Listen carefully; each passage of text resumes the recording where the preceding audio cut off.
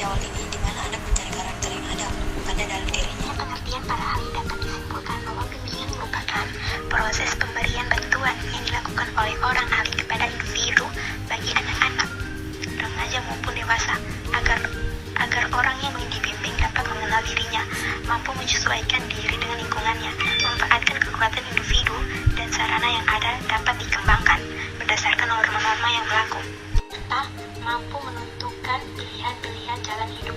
Bimbingan bagi anak usia dini untuk apa?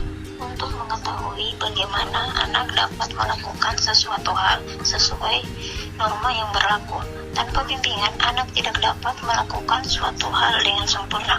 Maka dari itu, anak pada usia yang masih dini sangat membutuhkan bimbingan. Dengan bimbingan dari orang tua, ketika di rumah, anak bisa bersosialisasi, anak bisa menyesuaikan diri dengan lingkungannya. Ketika di sekolah, anak sudah mampu menyesuaikan diri dengan lingkungan di sekolah juga. Arti dari konseling. Konseling secara etimologis berasal dari bahasa Latin, yaitu consilium, yang memiliki arti dengan atau bersama yang dirangkai dengan menerima atau memahami. Menurut pendapat Jones, tahun 1951, menyatakan bahwa konseling adalah kegiatan di mana semua fakta dikumpulkan dan semua pengalaman siswa difokuskan pada masalah tertentu untuk diatasi sendiri oleh yang bersangkutan, di mana ia diberi bantuan pribadi dan langsung dalam pemecahan masalah itu.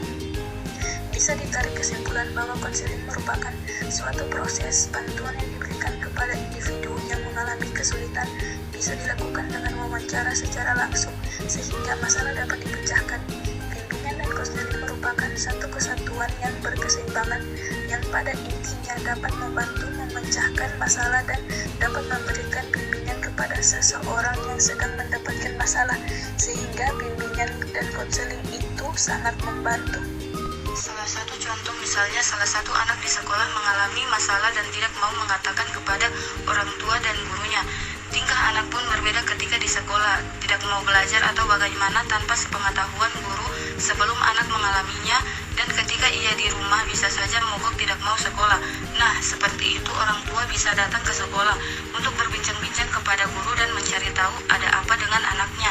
Guru dan orang tua bisa saling sharing. Bimbingan konseling ini sangat membantu orang tua untuk memecahkan masalah yang terjadi pada anaknya, karena anak masih usia dini, belum sepenuhnya mampu mengetahui mana yang baik dan mana yang benar tanpa adanya bimbingan.